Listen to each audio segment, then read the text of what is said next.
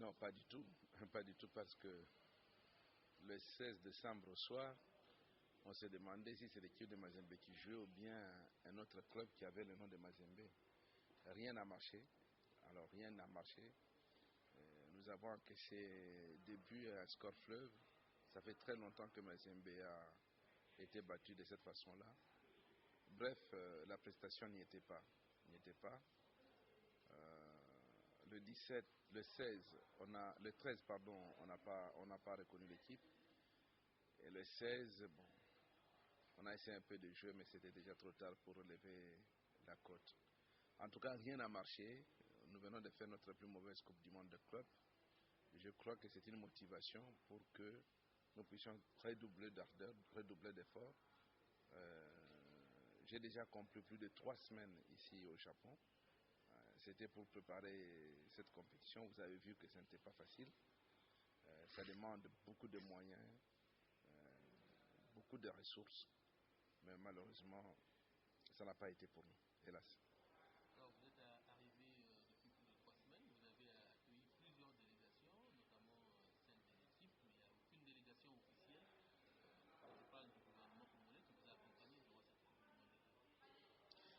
Non, la délégation officielle de la République démocratique du Congo, c'est vrai, nous l'avons accueillie, mais elle était conduite par le chargé d'affaires de la RDC à Tokyo. Alors, c'est lui qui a représenté valablement d'ailleurs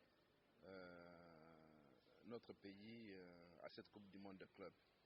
Mais quant à ceux qui sont venus de Kinshasa, moi-même, nous n'avons pas été informés, mais à l'arrivée de l'avion, je crois, à Turkish, à Osaka, on m'a signalé que le secrétaire général Barthélemy Okito venait d'arriver.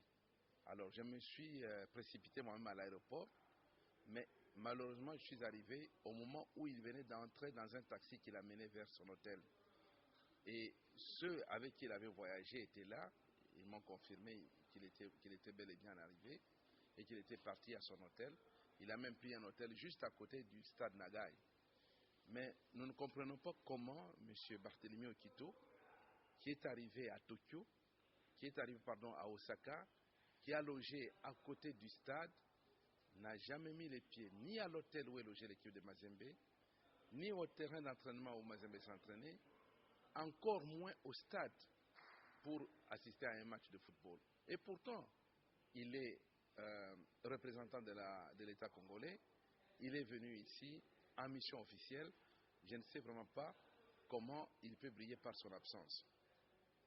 Il peut être motivé par quoi cette absence? Qu'est-ce qui a motivé cette absence? Je ne sais pas. Je ne sais vraiment pas. Mais quand j'essaie de réfléchir, je comprends que peut-être M. Okito était très embarrassé. Très embarrassé parce que je crois que vous avez suivi l'histoire des ordres de mission. L'ordre de mission avec lequel M. Okito est arrivé ici au Japon, je vous le confirme, c'est un ordre de mission où il n'y a pas le nom de Katumbi Moïse, président de TP Mazembe. Je vous le confirme. Je crois que M. Okito suit ce que je dis. S'il n'est pas d'accord, il n'a qu'à me contredire. Je confirme, il est arrivé avec cet ordre de mission. Comment? Parce que c'est sur le même ordre de mission que nous aussi on se trouve. Moi personnellement, j'ai eu cet ordre de mission. Et comme eux ont sorti l'ordre de mission au ministère des Sports, ils n'ont pas donné la copie ni à la FECOFA, ni au TP Mazembe. Ils ont gardé ça eux-mêmes. Ils sont allés dans les institutions financières, au ministère du Budget, à la Banque centrale pour retirer l'argent des frais d'émission de cet ordre-là, tandis que les frais d'émission, les frais de Mazembe devaient être virés dans le compte de Mazembe. Donc on ne nous a pas donné cette copie. Mais M. Okito a commis une grosse erreur. Grosse erreur, pourquoi? Parce que son chargé de protocole, qui a amené cet ordre de mission à l'ambassade du Japon pour retirer le visa, ainsi de suite, après avoir déposé, l'ambassade du Japon nous a remis la copie de cet ordre de mission à tous ceux qui étaient sur cet ordre de mission, y compris moi-même. Donc nous, on a reçu cet ordre de mission de cette façon-là, on l'a. Mais j'ai été surpris que le 10 décembre, j'étais déjà ici, on me montrera que le ministre des Sports a publié un ordre de mission qui portait la date de réception à la FECOFA le 11 décembre d'abord pour votre gouverne.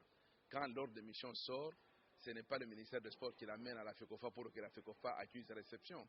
C'est la FECOFA qui va avec un projet d'ordre de mission au ministère des Sports.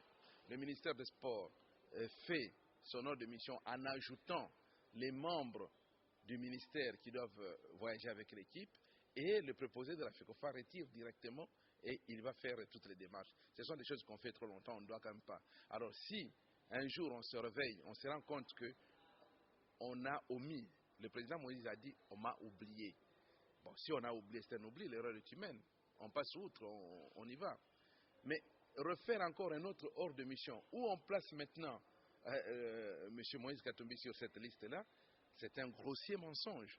Je crois que M. Okito a eu peut-être gêne de cela, et il y a eu des échos, parce que moi je l'attendais pour lui remettre officiellement, et cette faux ordre de mission-là avec le nom de Katumbi, et le vrai sans le nom de Katumbi, avec lequel lui-même a voyagé.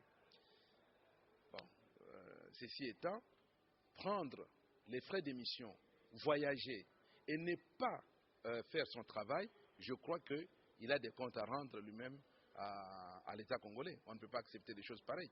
Je confirme que M. Okito n'a été vu nulle part. Et je confirme qu'il est arrivé à Osaka. Alors j'ai des preuves, ici on n'est pas à la justice, mais je vous l'ai dit.